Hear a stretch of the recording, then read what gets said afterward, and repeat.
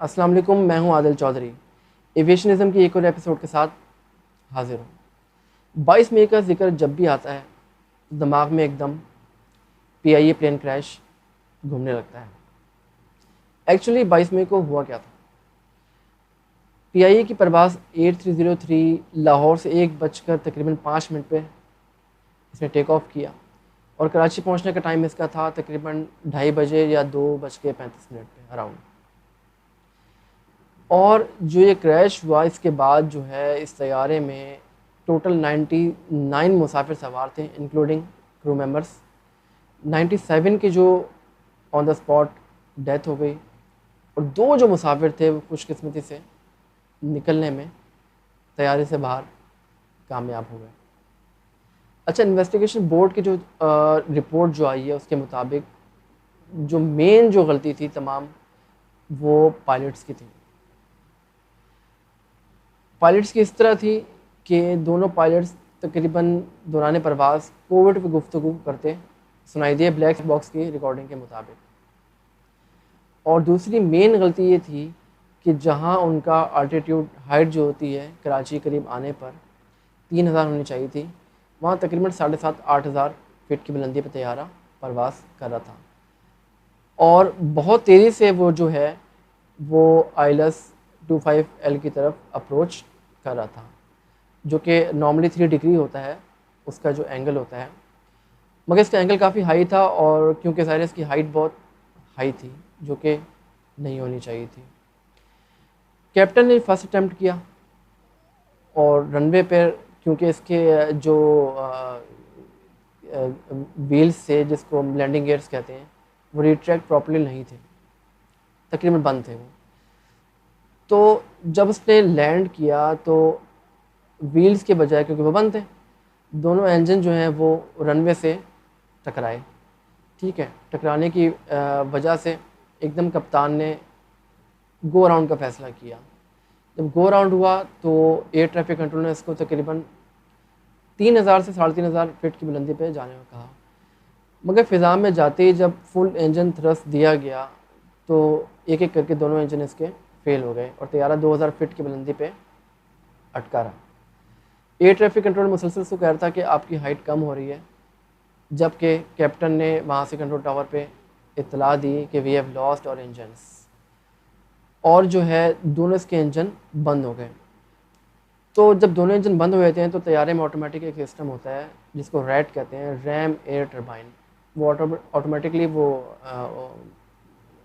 खुल जाता है तैयारे से और जो मेन तैयारे को जो इलेक्ट्रिसिटी हो गया आपका क्या कहते हैं नेविगेशन हो गया और एयर कंडीशनिंग हो गया, इनको थोड़ी देर के लिए जो अपना फंक्शन जो है सर्विसेज प्रोवाइड करता है।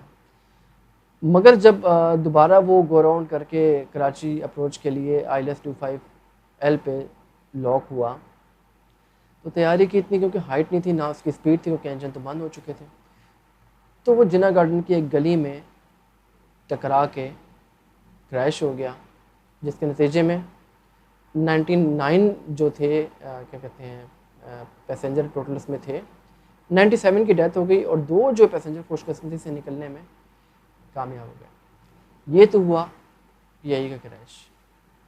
22 मई को एक और क्रैश भी हुआ था।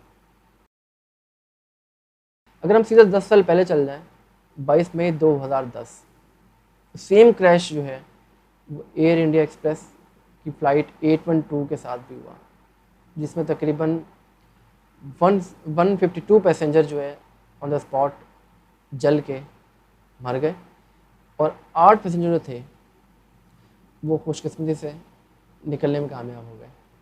ये परवाज़ जो थी एयर इंडिया की 812, ये दुबई से इसने उड़ान भरी थी बेंगलोर के लिए और ब्लैक बॉक्स के मुताबिक तैयारा जैसे ही टेक ऑफ हुआ दुबई से 1 घंटा 10 मिनट तक जो कैप्टन जो था वो सो गया और रिकॉर्डिंग में 1 घंटा 10 मिनट तक दोनों पायलटों के दरमियान कोई बातचीत रिकॉर्ड नहीं हुई और खराटों की आवाज़ आती रही। जब कैप्टन 1 घंटा 10 मिनट तक सोया रहा तो उसके बाद जब बिल्कुल बेंगलोर के लिए तैयारी ने अप्रोच करने की कोशिश की तो उस टाइम कैप्टन जागा और घबराहट में कंट्रोल टावर ने जब उनको कहा कि आपकी हाइट बहुत ज़्यादा है तो आप लोग काइंडली गो अराउंड करें। तो उस टाइम कैप्टन ने उनकी बात नहीं मानी। ज़ाहिर है एक्सपीरियंस कैप्टन था, थाउजेंड्स ऑफ आवर्स उसका फ्लाइंग एक्सपीरियंस था। तो उन्होंने कहा नहीं जी हम लैंड करेंगे, बिल्कुल पीआईए के कैप्टन की तरह। पीआईए को भी एयर ट्रैफिक कंट्रोल ने कहा था कि गो अराउंड कर लें, वो नहीं माने। उन्होंने फर्स्ट ट्राई की, लैंडिंग गियर रिट्रैक्ट नहीं थे, इंजन से रगड़ खाई, जिसकी वजह से जब गो अराउंड करना पड़ा उनको मजबूरन, तो इंजन बंद हो गए और तैयारा क्रैश हो गया। एयर इंडिया के साथ भी यही हुआ। एयर ट्रैफिक कंट्रोल को बोलता रहा कि गो अराउंड कर लें, मगर कैप्टन ने डिसीजन लिया कि हम जी लैंड करेंगे। तो उन्होंने फिर जब लैंड करना चाहा, क्योंकि जहाज़ की स्पीड जब बहुत तेज़ थी, उसकी हाइट भी बहुत ज़्यादा थी, तो जब वो लैंड करने के करीब था तो पता चला तकरीबन बेंगलोर एयरपोर्ट का रनवे जो है 8000 फीट का है। तो 5000 फीट तो रनवे जहाज़ जो है वो खा गया लैंड करने की कोशिश में। 5000 फीट के बाद 737 तैयारा जब टच हुआ, फिर कैप्टन को पता चला, आइडिया हुआ, उसने ब्रेक्स मारी सारी, रिवर्स थ्रस्ट किया। फिर उसको आइडिया हुआ कि तैयारी की स्पीड बहुत तेज़ थी और आधे से रनवे वो खा चुका था, तो तैयारा रुक नहीं पाएगा। उसने फिर गो अराउंड का फ़ैसला किया बाद में।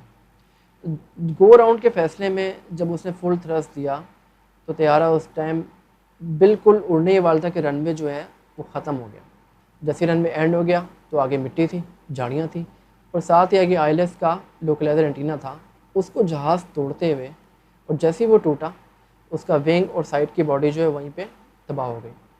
और खुशकिस्मती से 8 पैसेंजर तो थे उस टाइम वहीं से साइड पे गिर गए, जिनको कुछ ज़ख्म आए, मगर वो बच गए। और आगे जाके तैयारा जो खाई थी एक, वहाँ जाके गिरा, तबाह हुआ, आग लगी और मोस्टली जो अमवात थी वो जलने की वजह से हुई।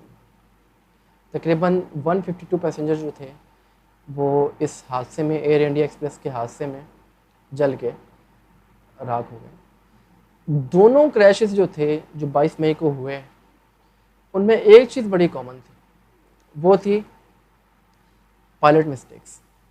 मगर फर्स्ट ऑफिसर की ये गलती हुई कि उसने कंट्रोल अपने हाथ नहीं लिया। क्योंकि जब ऐसा होता है, दो दो कॉलम्स होते हैं जिसको आप स्टीयरिंग कहते हैं, दो कॉलम्स होते हैं, वो दोनों के पास इसलिए होते हैं कि अगर एक कैप्टन के साथ कोई प्रॉब्लम हो जाए, कुछ तबीयत ख़राब हो जाए, कुछ भी हो जाए या नहीं सुन रहा हो, तो फर्स्ट ऑफिसर कंट्रोल अपने हाथ में ले सकता है या वाइस वर्सा। तो ये उनको परमिशन होती है कि वो कंट्रोल अपने हाथ में ले सकता था। एक कमांड होती है, sir I have a control, वो फर्स्ट ऑफिसर कह सकता था और अब कंट्रोल अपने आप ले सकता था, मगर उसने ऐसा नहीं किया। और यही वजह थी दोनों परवाज़ों के कैप्टन्स ने गो राउंड करने का फ़ैसला बहुत देर से लिया। अगर वो बर वक्त ये फ़ैसला ले लेते तो ऐन मुमकिन था कि दोनों परवाज़ें बाक़ायदत रनवे पे लैंड कर जाती और इतनी तो जानी माली नुकसान हुआ है वो शायद ना होता। मैं हूँ Adil Chaudhary and you are watching aviationism. अल्लाह हाफ़िज़।